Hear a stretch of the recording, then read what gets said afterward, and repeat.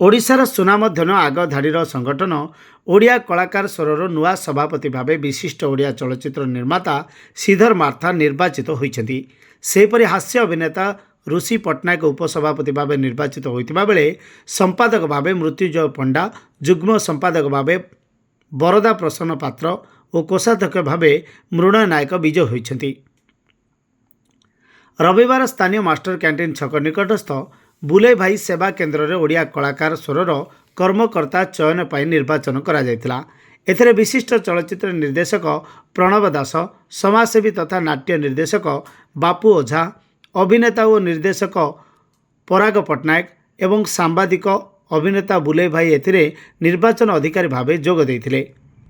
संगठनर मात्राधिक सदस्य और सदस्या भोट ग्रहण में भाग नहीं। सभापति श्रीधर मार्था बहुल मतरे, उपसभापति बहुल मतरे, कोषाध्यक्ष बहुल भोट्रे विजय होइछन्ति। तेबे संपादक मृत्युंजय पंडा और जुग्म संपादक बरदा प्रसन्न पात्र को बिना प्रतिद्वंद्वी विजय घोषणा करा जायछि।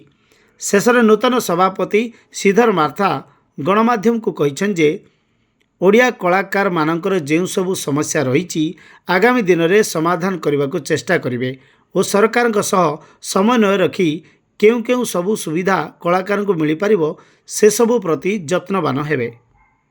ब्यूरो रिपोर्ट, राजधानी फाइटर लाइव।